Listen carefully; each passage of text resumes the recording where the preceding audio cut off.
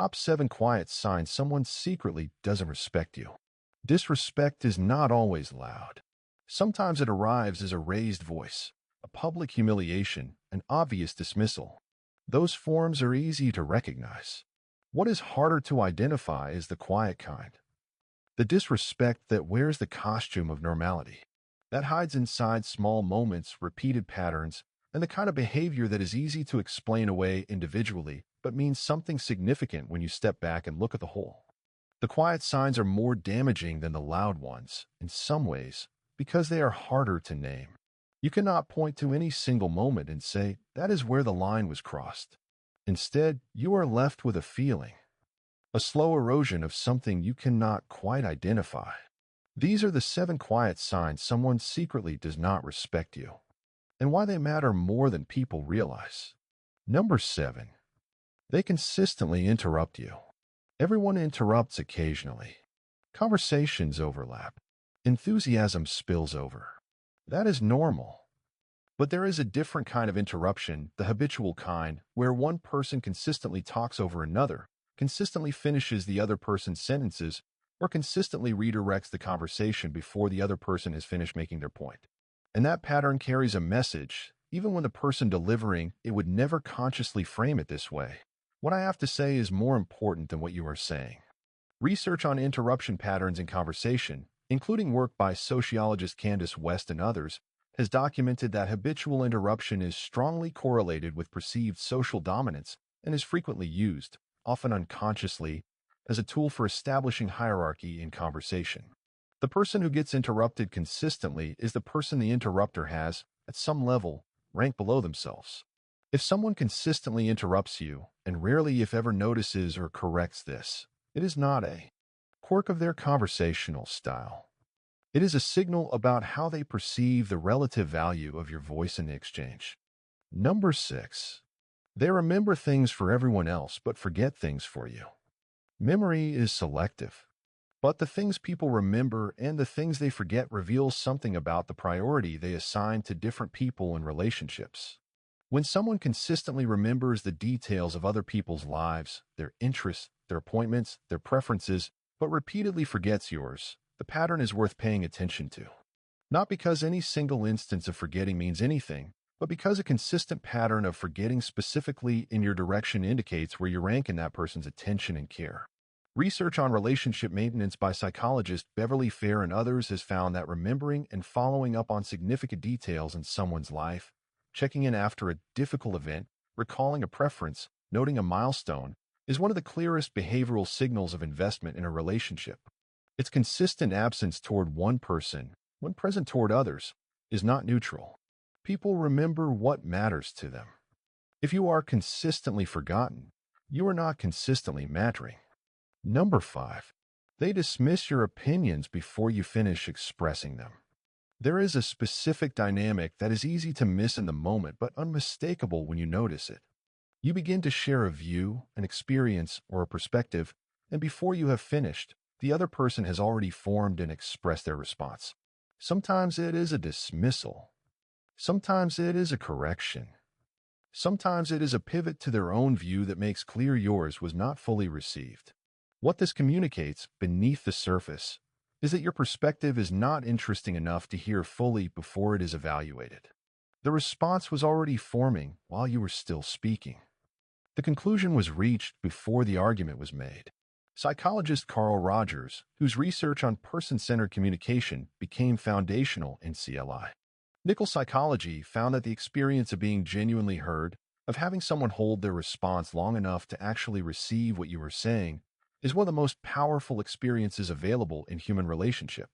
Its absence is equally powerful. Being consistently preempted communicates, without words, that your perspective is not worth the full attention it would take to receive it. Number 4. They use humor to say things they know they should not say directly. This one is subtle, and it is one of the most effective forms of disrespect precisely because it is so difficult to address. The pattern is familiar. A comment is made at your expense. It is framed as a joke. If you respond with anything other than laughter, you are told you are too sensitive, that it was just a joke, that you cannot take a joke.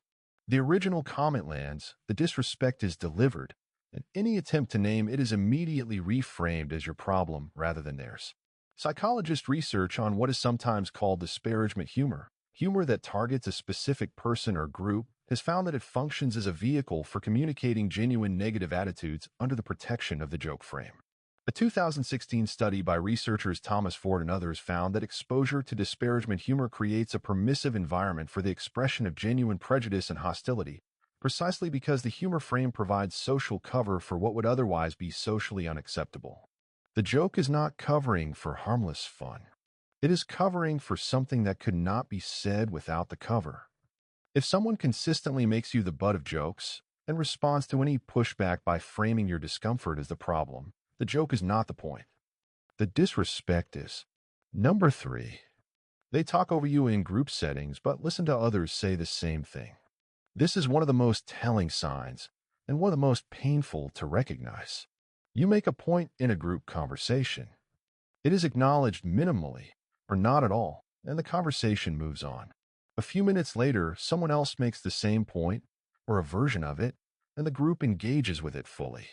People respond, build on it, credit the person who said it. The difference is not the idea.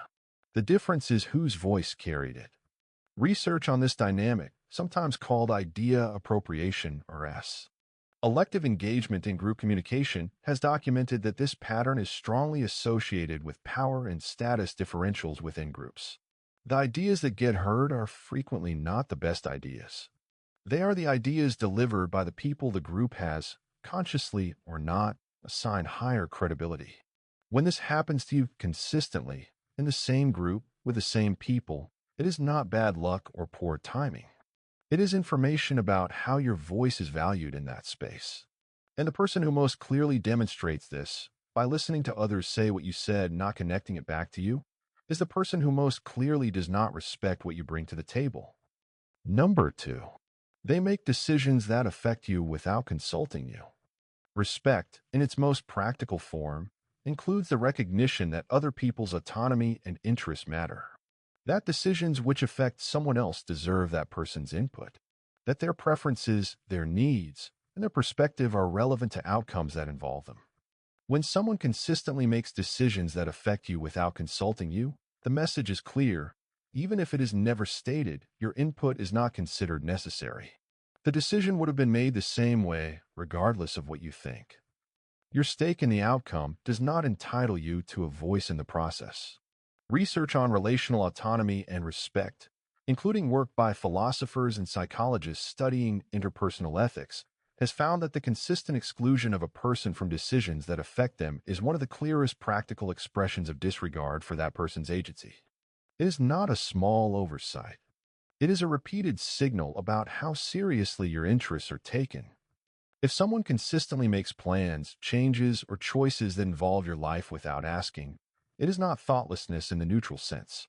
It is a pattern that reveals how much weight your perspective carries in that relationship, which, in this case, is not very much. Number 1. They treat your time as less valuable than their own. This is the most pervasive quiet sign, and the one that accumulates the most damage over time.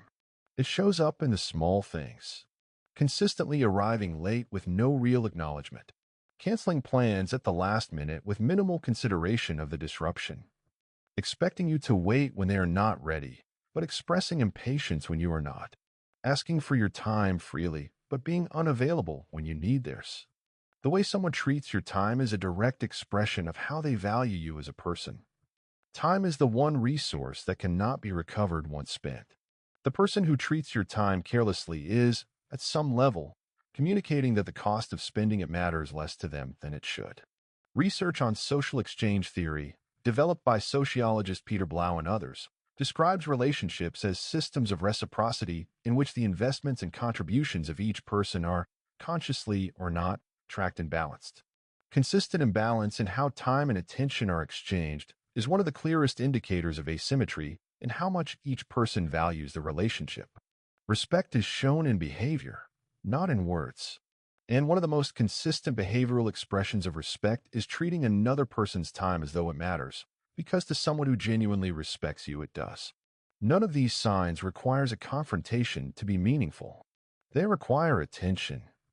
Because the quiet signs are the ones that shape the texture of a relationship over time, slowly, beneath the surface, in ways that only become clear when you step back far enough to see the pattern. And seeing the pattern is always the first step.